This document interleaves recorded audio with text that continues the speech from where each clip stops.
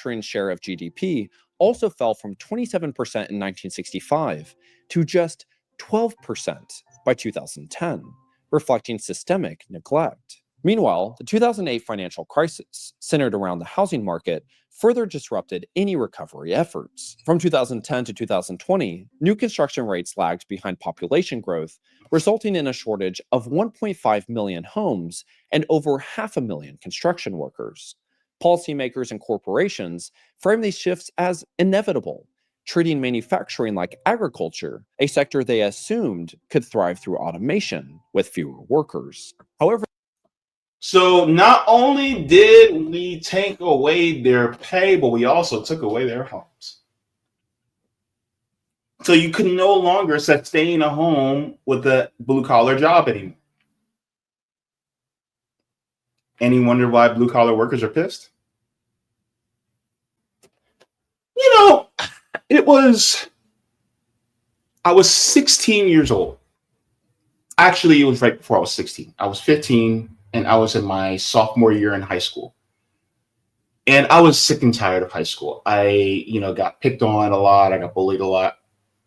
And so I was given a proposition one day when I was in class. I don't remember what class it was.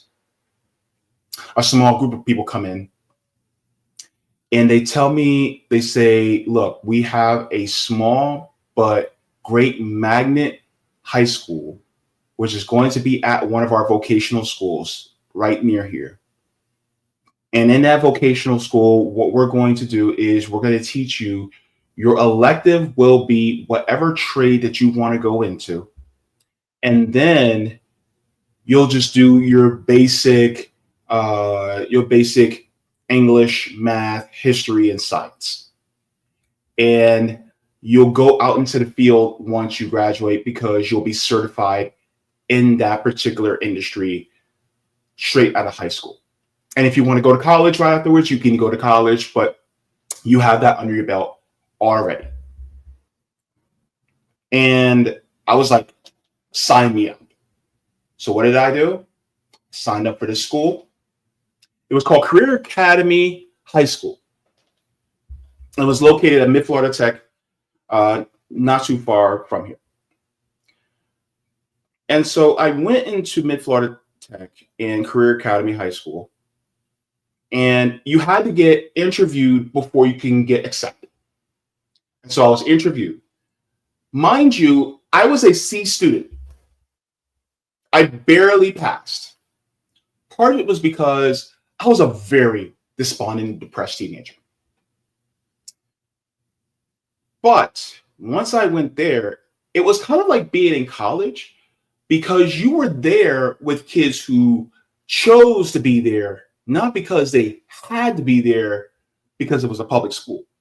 So yes, in a sense, it was a public school, but it was a public school that got to pick and choose its students. But it was a magnet high school.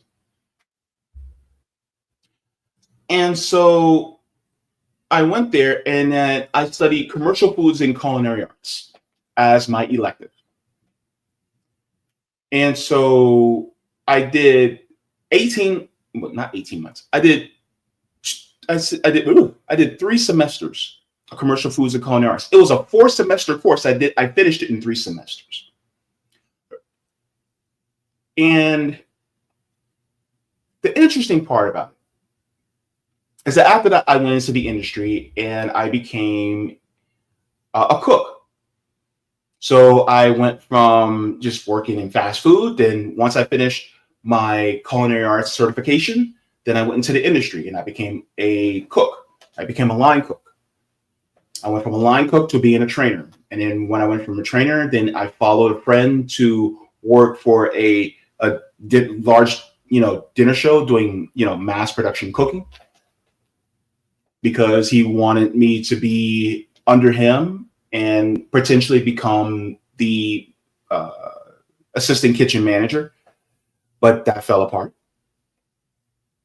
But then I got sick and got on dialysis. But needless to say, I was in the industry for a few years. And in a sense, I was also a blue-collar worker.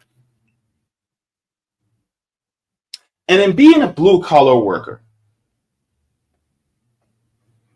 you don't get as much accolades. You don't get people as impressed with you as if you go, well, I went to college and I went for IT, or I went for communications, or I went for law, or I went to medical school, or it just doesn't. You don't get the same type of, oh, nice. You get, oh, okay. And that's because there is a issue within our system that looks down upon people who are seemingly less educated in the intellectual vocations or the intellectual disciplines within our nation. And so shout out to Roger Meadows for sending me this video, because when I saw this, it reminds me of my years as a line cook and being, as a cook in a dinner show. And how, yeah, even though we don't have the formal college education, we still matter. And this is why I don't call workers essential workers. I call them foundational workers, because without them, this country would collapse. And a lot of blue collar, well, no, all blue collar workers are also foundational workers, because without them, this country would collapse. So I want to share this video, and I'll be doing a reaction to it. But I think it is a really good video to react to and to really give my commentary on. And I just want to give a shout out to this guy for this video. His name is Damon Cassidy. So his video is Why Society Looks Down on Blue Collar Workers.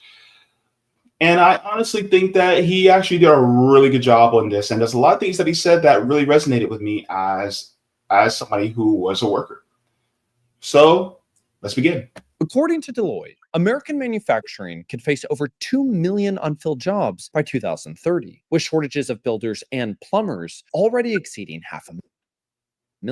Yet 76% of high school students pursue college not for better opportunities, but to avoid the stigma around vocational schooling, raising the question, how did the backbone of our nation become so dismissed by society? Throughout the Industrial Revolution, advancements in manufacturing, transportation, and technology transformed the United States from a farming-based economy into an industrialized powerhouse, redefining the nation's economic landscape and laying the groundwork for an emerging working class. As industrialization progressed, the growing demand for specialized skills prompted higher education to shift towards practical fields like agriculture, engineering, and mechanical arts. While these changes broadened access to education, college still remained out of reach for most working-class families, who instead relied on hard work and sacrifice to achieve their vision of success.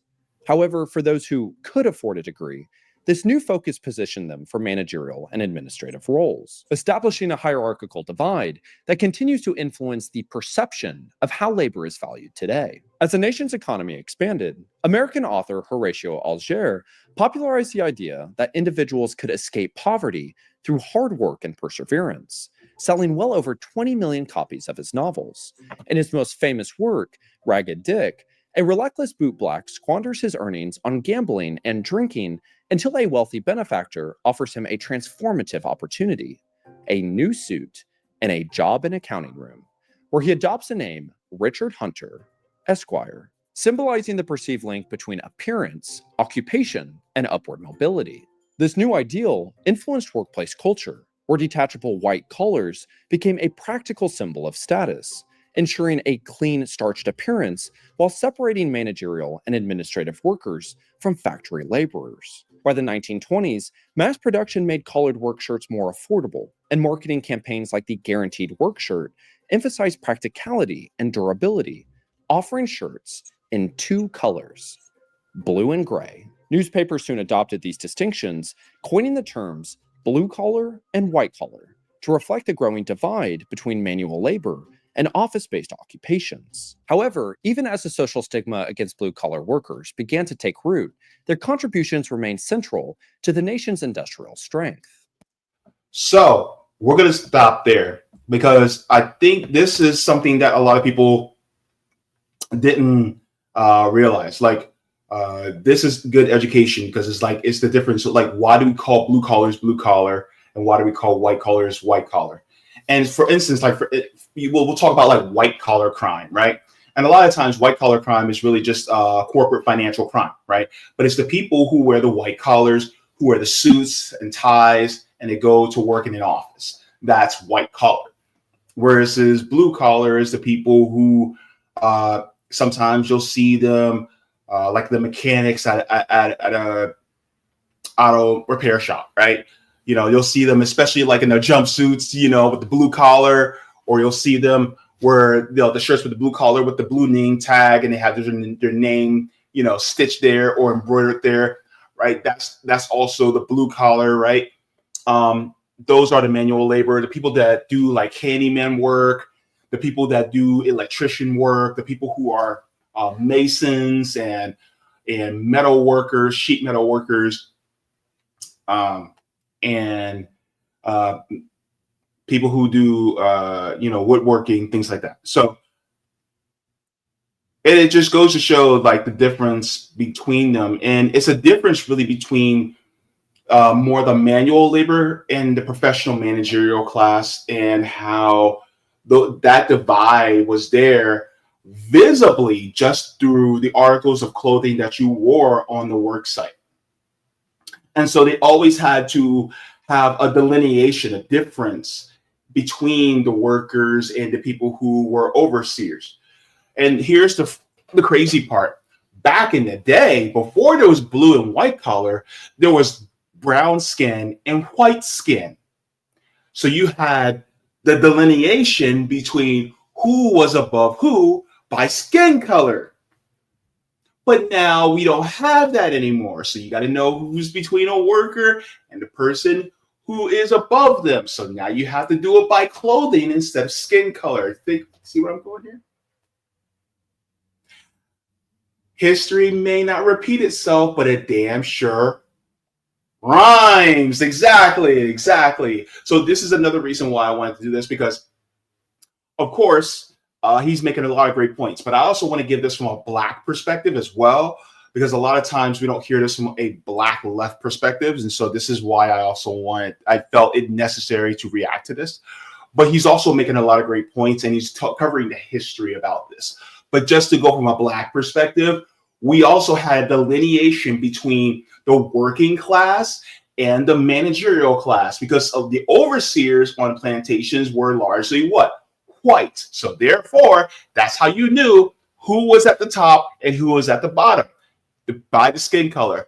Now it's, how do you know who's at the bottom? You look at the clothing versus, blue collars versus the white collars. That's how you know. So let's continue. By the end of the Second World War, the United States had emerged as a global manufacturing powerhouse, with Pennsylvania alone producing more steel in 1945 than Germany and Japan combined, ushering in a transformative era in American society. Alongside this industrial dominance, wages rose by over 60% between 1939 and 1944, while pent-up consumer demand and wartime savings fueled investments in housing and infrastructure. Suburban neighborhoods rapidly expanded as factories relocated outside urban centers, and as housing costs consumed only 22% of household income. This created a robust middle class where factory workers and office managers lived side by side. So let's go in here right quick, because it's funny how if your household income is only 22%, that means you get to save money.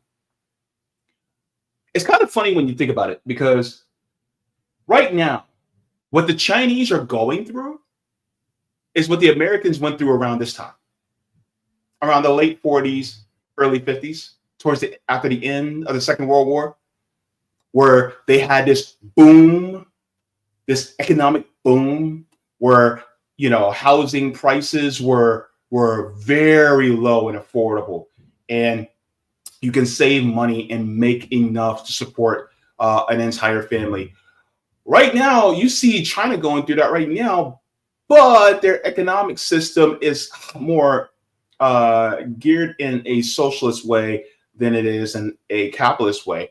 Though it has a hybrid, it has a hybrid capitalist sector, but then it also has central planning, by the Chinese, the Communist Party of China, the CPC. So they're able to lift as many people out of poverty because they're now transitioning to socialism, right? Versus the United States, we had it through a capitalist way, but that was really because we were a war economy. China's not a war economy, so therefore they don't need wars to keep their economy going. The United States does. And that's how they were able to have this boom. And so, as we see here, now we're about to get into FDR, which I got some things to say about that, but we'll get into that in a second. But yeah, what Chinese are going through now is what the Americans had the successes that the Americans had back in basically the start of the 50s. Alongside this economic expansion, the GI Bill, introduced by FDR, revolutionized access to higher education by providing millions of returning veterans with tuition support and living expenses, with over 7.8 million veterans utilizing the program by 1956. This transformation, amplified by the Cold War tensions following the Soviet Union's launch of Sputnik in 1957, reframed higher education as essential for creating skilled workers to support the Cold War economy and as a tool to showcase the intellectual and scientific superiority of democracy over communism. Okay, so just one little pushback, okay? Democracy over communism. That's apples and oranges, I will say that, because democracy is a system of government, whereas communism is an economic system. So different political systems or systems of governance of comparison would be like democracy versus totalitarianism or democracy versus monarchy, right? Communism is not even necessarily an economic system. It is an aspiration. Really, it's socialism that's an economic system in reality. And socialism is an economic system where workers own the means of production. And you can still, and it's predicated really on the democratization of workers and being able to own the means of production and distribution and how the system is set. So with that being said, saying it's communism versus democracy is not right. It's if you're going to say communism, then it's versus capitalism. And capitalism is not synonymous with democracy either. Because the thing is like when you think about it, who owns the means of production is the owner class. And who gets a say in how production is ran? Well, just a small contingent. Is that democracy? No. So capitalism is not synonymous with democracy. And plus it's an economic system versus a system of a system of governance. So there's just wanted to put that in there as well. National Defense Education Act of 1958 provided federal funding to strengthen education in science, mathematics, and foreign languages, further solidifying the government's emphasis on academic and technological progress. However, this growing focus on higher education, particularly a college degree, began completely reshaping the societal perception of labor and traditional career paths. Vocational schooling, once vital for training skilled workers in industrial and manual trades, became increasingly overshadowed by a cultural narrative that equated college degrees with success. Blue-collar workers, once respected for their essential contributions, were now viewed as intellectually inferior to their white-collar counterparts, eroding the dignity of their labor and deterring younger generations from pursuing trade careers. However, even as societal perceptions increasingly favored white-collar careers, many US companies still remain committed to investing in their workforce through strategies centered on vertical integration and internal mobility. Leading up to the 1970s, major US corporations adhered to a retain and reinvest approach, reinvesting earnings into their employees to drive competitiveness and stable economic growth. This model emphasized internal promotions, with entry-level positions serving as a critical pathway to upward mobility. So how many people were up for a promotion or seem like the heir apparent to being promoted, but then they hire somebody from outside and that person's never been in that position before at their previous employer? Oh, but they came out of college and now they're in that position and they're over you. How many people have you heard complain about that? That was a huge phenomenon, especially when I was growing. How people would complain and say, I've been at this company for this many years. I've been in this position under here. And then now I'm training my replacement to be over me, but this person has never been in this position before, but they just got out of college. That was, a good 30 years ago, that was the trend as I was a kid growing up that I heard. And so this was the trend that had started, and that why everybody was saying, remember there was a movie called Accepted. It was with Justin Long, and Lewis Black was the comedian in the movie. It was hilarious. But Justin Long's father in the movie said, if you want a good life, you go to college. And the crazy part was, that's what we were fed. I am what you call an elder millennial. Back in my day. Yeah, I'm an elder millennial, right? And we were told that the only way you can have a good life in this country is if you go to college. There was no ifs, ands, or buts about it. It was in our media. Think Black people, or all of us, really. Think about the Cosby Show, right? How much they talked about college. Bill Cosby even made a spin-off series based on a fictional HBCU called Hillman. Like pushing us to go to college, go to college, go to college. Because apparently we would have a better life. And now look, how many people who have college degrees can't even find a job? And we're not just talking about people with associate's degrees. We're talking about people with bachelor's, master's degrees, people who are in graduate school that are struggling right now to even just find employment for something that they're overqualified for. This is what happens. Manufacturing stood at the core of the system, employing 38% of the non-farm labor force during the war and 30% thereafter, solidifying its role in building a robust middle class. Yet, as globalization began reshaping the corporate landscape, this commitment began to erode, and by the late 1970s, corporations embraced a downsize and distribute model, prioritizing cost-cutting and redirecting profits to shareholders. The shift culminated in 1982 under Reagan's presidency, when the SEC adopted Rule 10b-18, effectively legalizing stock buybacks and shielding companies from accusations of market manipulation.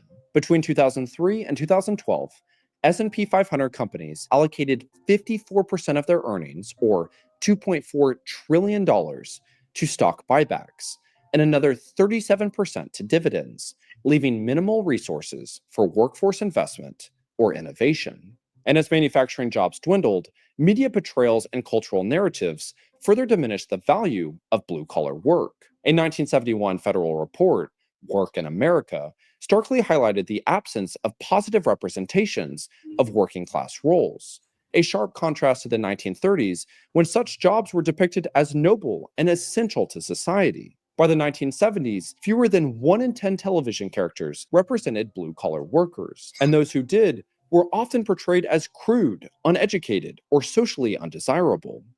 Advertisements compounded this disconnect, showcasing products that many workers couldn't afford, fostering frustration as stagnating wages left aspirations out of reach. TV risk.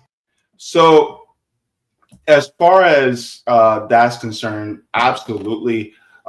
You think about the people who were depicted in media as the blue collar workers were always some bumbling fool or somebody who was just unintellectual or incapable of being intellectually bright, right? For instance, you have like the Homer Simpsons.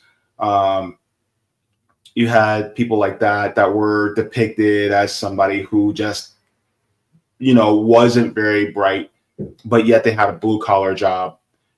And it also reminds me of, if anybody has ever watched the show Everybody Hates Chris, the father, Julius, was a blue collar worker, right?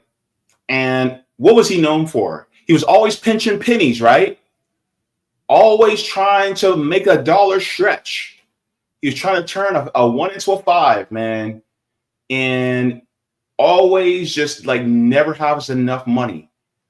Because they lived. I think they live in the show. I think it was in Bed-Stuy or Brooklyn. But the thing is that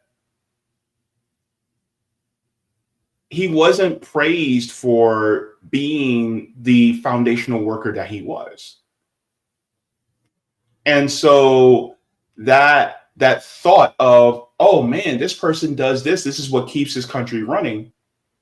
They're never thought of as that anymore, because we had this intellectual,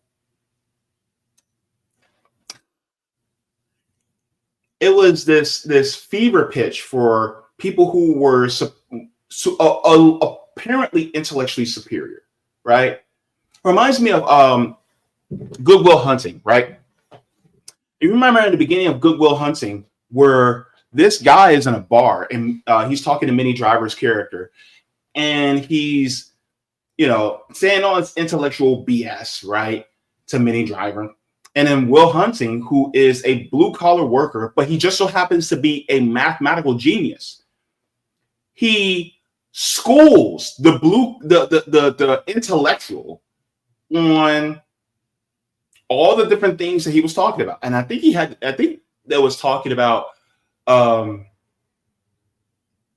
economics, basically, post Cold War era economics.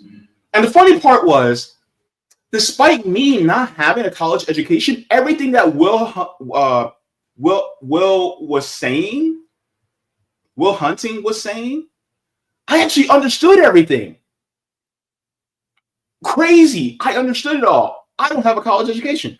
But the thing is that ultimately he said, all you had to do was pay $1.50 in late fees at the local library and read all this stuff, and you'd be able to educate yourself. So it wasn't really. So what we know is that it's not that people who are blue collar have the inability to be intellectual. They don't have the inability to be smart. The thing is that we have a system that was downplaying the brilliance and the tenacity and the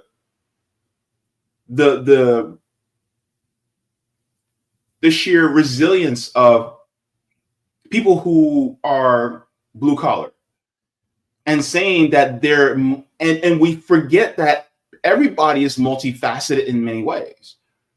And so this is the problem that we have within this country now, is that, and now this is why we have more of a blowback.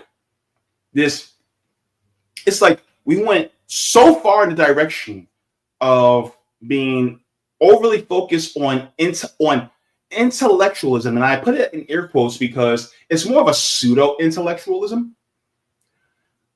And we went so far into that direction that now we're swinging way in the opposite direction where we go anti-intellectualism. And this is why the right has claimed to this and said, oh, well, we're going to cling to the anti-intellectualism and just a working man, right? And so now, unfortunately, a lot of the working man is realizing that they're being screwed over by the right, the GOP, people like the Donald Trumps. Some of them are starting to wake up now. And the thing is like, we're demonizing people who didn't go to college. And the funny part is the people who are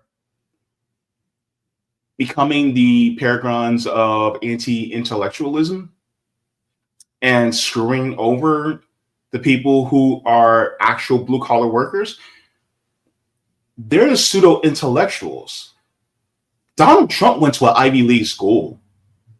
A lot of these people on Fox News went to, private schools and Ivy League schools. A lot of these people are the pseudo-intellectuals that a lot of people who are GOP voters and MAGA voters, they're the same ones that they hate against, but they don't realize that they're being fooled by the people who are the pseudo-intellectuals. And I say pseudo-intellectuals, and they also exist in the Democratic Party too, because they're the same ones that'll look down their nose at blue-collar workers, whereas the people who are on the right, who are pseudo-intellectuals, they still look down their nose at blue-collar workers, but they pretend that they don't, just so that the blue-collar workers will stay on their side. See what I mean? And this is why there has to be an appeal to real intellectualism, but not in a way that looks down, but we see the people who are blue collar as our equals. We see them as we have solidarity with them.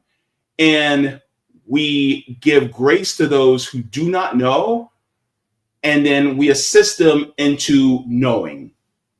And they also help us because we realize there's a lot that we don't know. And there's maybe some mechanical some mechanical things that we may not know, or some procedural things as far as, fixing things that we may not know, or just, school of the hard knocks, things that we just don't know. The street smarts, this is the street smarts versus the book smarts. And it's like the book smarts isn't better than the street smarts, and the street smarts aren't better than the book smarts. It's that you have to realize that you're both on the same level. You're both equally necessary, and then each can learn from each other. See what I mean? The problem is that one is pitted against another. And I think that's one of the biggest issues that we have, is that we're taught to look down upon those who are the blue collars because maybe they're not as eloquent as those of us who may have went to college are. That doesn't mean that they're less intelligent. We can still learn a ton from them. But the problem is we're constantly being told by either one party or the other, oh, you can't learn from those people. And you can't be around those people. And you can't have solidarity. And this is a way to keep the working classes divided, because the white collar workers and the blue collar workers are both working class. That's the thing that they don't want you to know. That both, if they were to unite, oh no,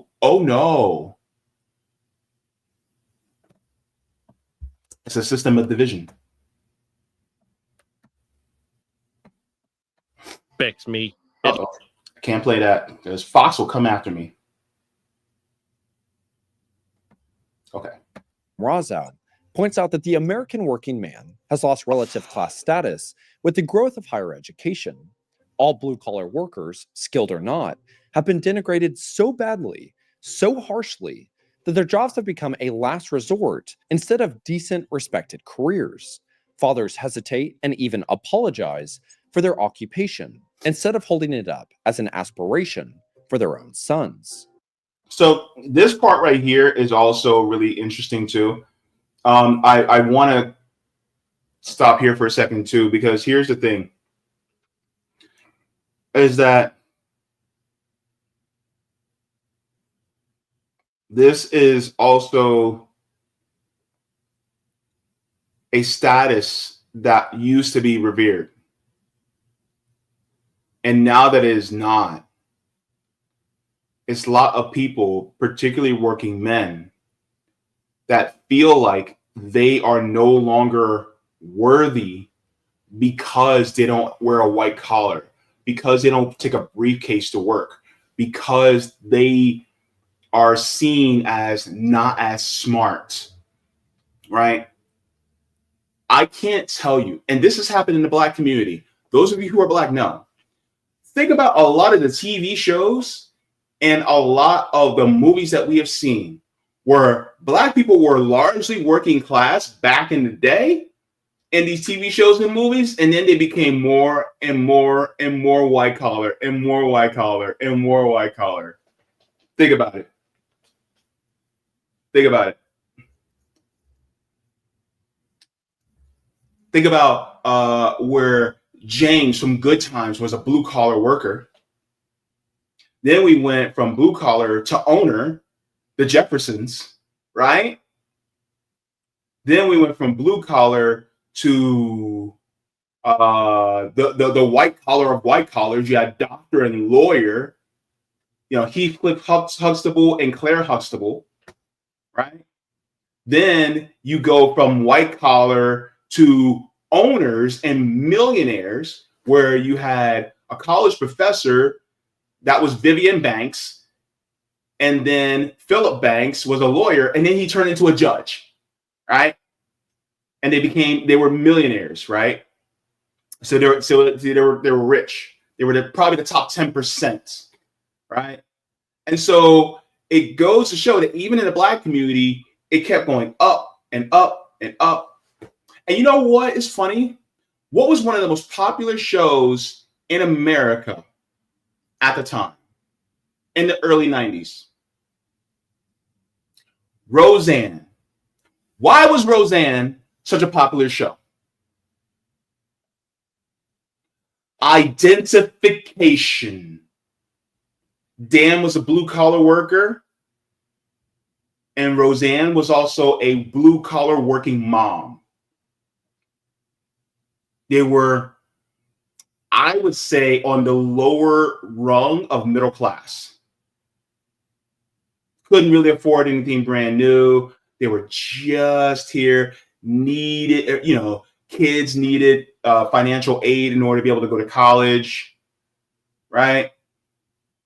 That was Roseanne. And that show was so popular because it resonated with so many people. This is also a great argument as to why representation matters, but that's a whole nother argument. But that's why it was one of the biggest shows on TV. Why did Black people love Family Matters so much? They weren't as rich as the Banks. It was because it was a working class family, minus the part that Carl Winslow was a cop. Like, we still don't fuck with that. But the point is that it was a middle class family in Chicago. And remember that one episode where Carl Winslow found out that he couldn't get a loan to send Laura to college? Remember that? So even he didn't have enough money to send Laura to the college that she actually wanted to go because they were middle class. So these things resonate with us. Just really interesting, man. Is even in our media. This erosion of respect for blue-collar work also infiltrated the education system, where vocational programs like shop class were increasingly dismissed as outdated and reserved for troubled students or those deemed unfit for college. This shift gained momentum with the 1983 A Nation at Risk report, which warned of a rising tide of mediocrity in public education and prioritized academic reforms over technical training. Simultaneously, the decline of labor unions further dismantled blue-collar job security and career pathways. Once representing over 30% of the private workforce, union membership fell steadily as corporations and policymakers undermined collective bargaining rights. Specifically in 1981, as the Reagan administration fired 11,000 striking air traffic controllers and then banned them from federal service for life, sending a national message that resulted in eroding wages, benefits, and critical infrastructure like apprenticeships. Between 2003 and 2013, apprenticeship programs have declined by 40%, hindered by their association with unionized industries like construction. As systemic shifts diminished opportunities for vocational and blue-collar careers, the broader economic landscape compounded these challenges. The national decline of manufacturing stripped away a cornerstone of middle-class stability, with nearly 6 million U.S. manufacturing jobs disappearing between 2000 and 2010. So we got to talk about NAFTA, right? The North American Free Trade Agreement. And NAFTA, really, the implementation of it tore apart really the manufacturing hub in our country, because they essentially sent our jobs overseas to other countries in order to be able to save money so that our nation wouldn't be able to so these corporations wouldn't have to pay foundational workers for producing goods in this country. So that also was a huge hit. So not only culturally were people who are blue collar looked down upon, but also materially, it also hit blue collar workers hard. So now culturally, I'm gonna be real. Let me use my hood language, right? Or not even hood language. That I shouldn't say it like that. I'm gonna use African American vernacular. So apparently in this country, and this is what actually happened, I should say,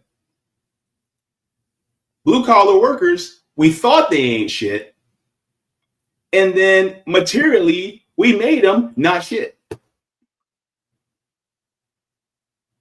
We depressed their wages on top of depressed their standing to us in our minds, because they didn't go to college, or if they did go to college, it's like you're wasting your life away working in a blue collar job. And a lot of that was spearheaded by, at the time, the Democratic Party. Let's just be real. And then that's when the Republicans caught on and go, oh, well, you know, they're being suppressed in this way. So, you know, let's catch on to that and make them think that we're with them. This is why blue collar workers largely, you know, they seem to be trending right wing, because the Democratic Party used to be the party of blue collar workers, and then it shifted. So now both parties went left and right, went into the other opposite directions. Share of GDP also fell from 27% in 1965 to just 12% by 2010, reflecting systemic neglect. Meanwhile, the 2008 financial crisis, centered around the housing market, further disrupted any recovery efforts. From 2010 to 2020, new construction rates lagged behind population growth, resulting in a shortage of 1.5 million homes and over 500,000 construction workers. Policymakers and corporations frame these shifts as inevitable, treating manufacturing like agriculture, a sector they assumed could thrive through automation with fewer workers. However, so not only did we take away their pay, but we also took away their homes. So you could no longer sustain a home with a blue-collar job anymore. Any wonder why blue-collar workers are pissed? Oh boy. Whew. this view underestimated manufacturing's critical role in sustaining middle-class incomes and economic mobility. For example, Germany demonstrated that high wages and robust public policies can maintain a competitive manufacturing sector. By contrast, the US pursued cost-cutting strategies and embraced globalization, paving the way for China's rise as a manufacturing superpower. Between 2000 and 2011, China's share of global manufacturing output rose from 5.7% to 19.8%, surpassing the United States and cementing its dominance. And as the median age of American homes is now exceeding 40 years and labor shortages worsening across trade industries, the nation faces compounding consequences to decades of neglect towards vocational pathways. This challenge is further intensified by an aging labor force, as more than 1 in 5 construction workers are now 55 years or older, with the retirement signaling not only a loss of workers, but also irreplaceable expertise that industries depend on to train the next generation. And at the same time, cultural stigmas and educational priorities have steered younger generations away from trade careers, where 61% of Gen Z report that their parents never discussed vocational schooling or actively discouraged it, while schools have prioritized funneling students into four-year degree programs, largely ignoring the opportunities vocational training offers. So let's stop there because I think it's important. So this is what I've said before. There is an oversaturation of college degrees and an undersaturation of vocational work. And because of that, now the industries that we need in order to keep our country running on a material level is suppressed. This is why our infrastructure gets a grade of D, or I think it's C now, maybe, but at the time it was a grade of D because we just don't have the people to keep our infrastructure up because they're not going to vocational school for it. They're not learning these fundamental tangible skills that we need in order to continue to keep our infrastructure in place and up to par. And then on top of it, they did this with us, right? I think they also did this with Gen X too. Or they started at least with Gen X. Well, if you really want to get a good life, you have to go to college. They ramped it up with my generation, with millennials, also known as Gen Y. Gen Z, we continued it. And here's what my thing is. If you are Gen Z, if you're under the age of 34-ish, I'd say 34. My thing I want to say to you is college is not for everybody. If you feel that you could do better by working with your hands, do it. Do it. If you feel like college is not for me at this moment, fine. Vocational schools are there to accept you. Now, do you still have to spend money for vocational schools? Yes. Is it as expensive as college? No. So if you want to go to college if you want to go to vocational school to get your CDL, if you want to get a forklift driver's license, if you want to go to be a welder, if you want to go working in auto tech, auto body, if you want to work in plumbing, or you can work as a mason, working with stone, and cement. You can be a carpenter. We need carpenters, electricians, right? There's so many different types of industries that are absolutely necessary. And also, I want to say this. Do not allow your gender to dictate which industry you go into. So, if you're a man and you want to go into nursing, by golly, go into nursing. If you're a woman and you want to be a carpenter, then by golly, go into carpentry. Do not, I repeat, do not let your gender dictate the industry you go into. Because that's a whole other thing that we need to talk about. So if you're a woman and you want to get into welding, do your thing. Do your thing. But that's another issue that we don't talk about, right? Because I think it's important that we need all hands on deck. And I'm not saying there needs to be an overcorrection of people going into blue collar work, but I'm saying we need more people going into blue collar work than we do college degrees at this point in time in order to balance ourselves back out.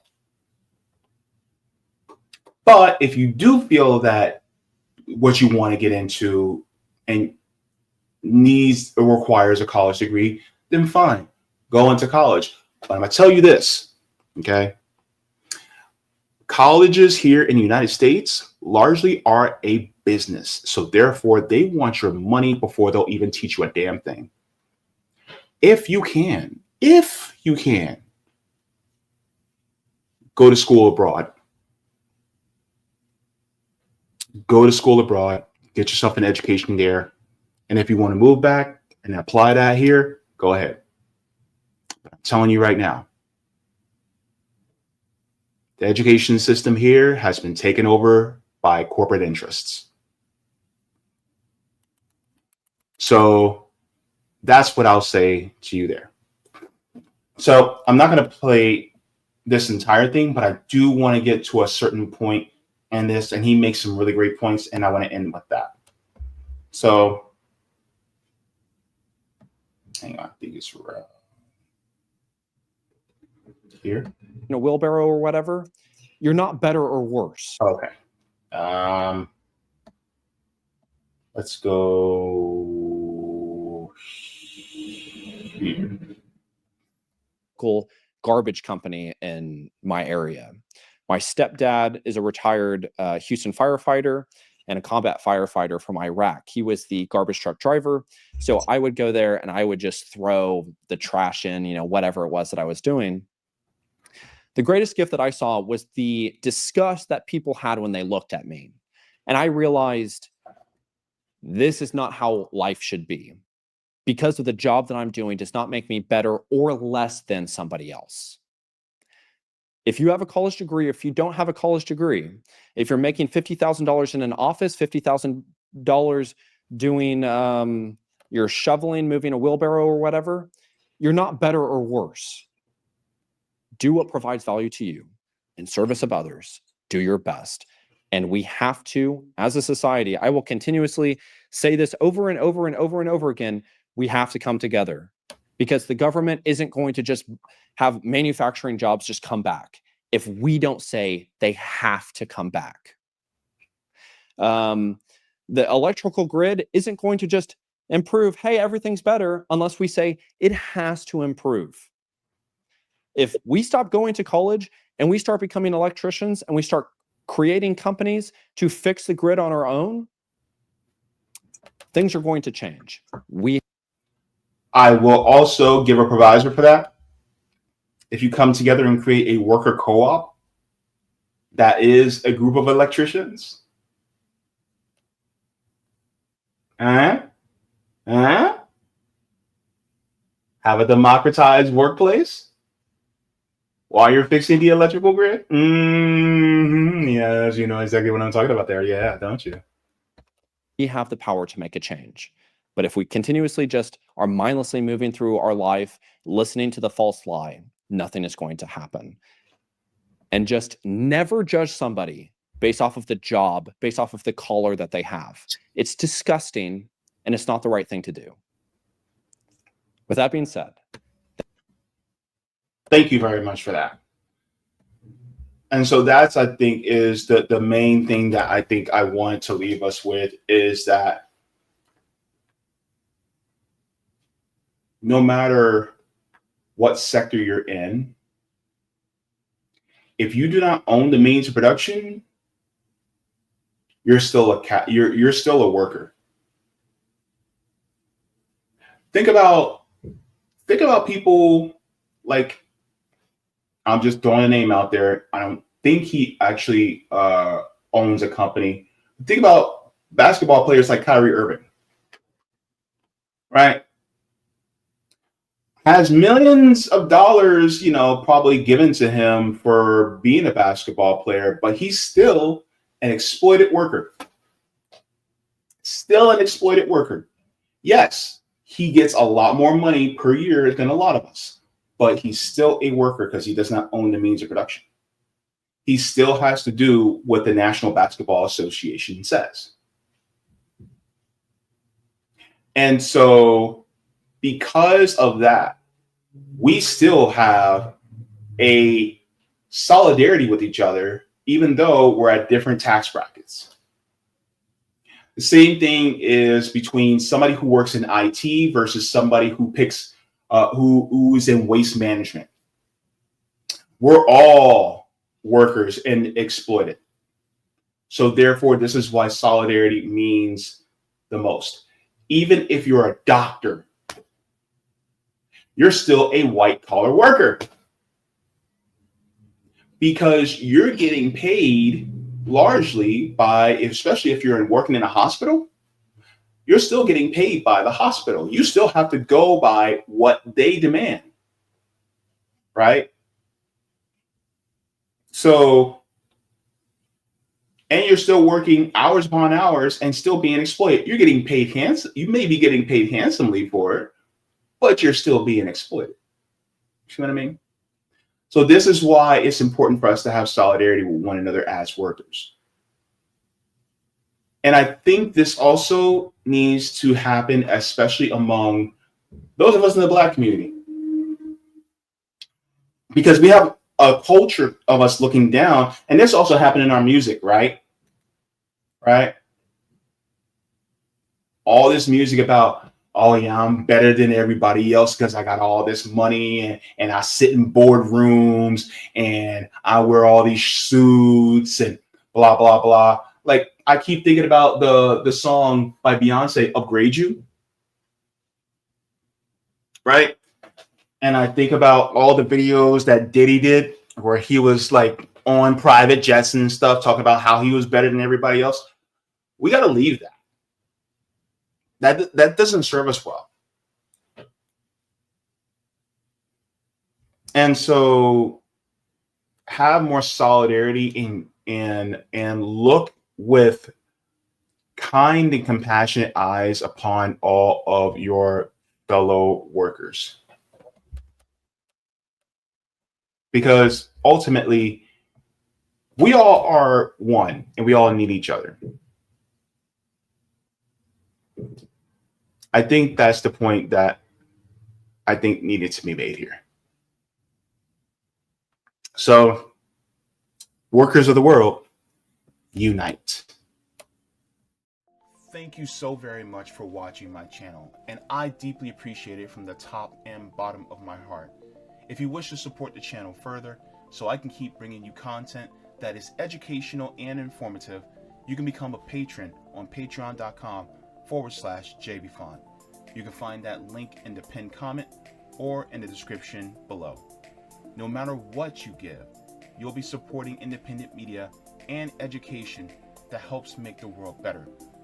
Thank you so much, and you can watch more of my content here. Mwah. Forehead kisses, and have a beautiful day.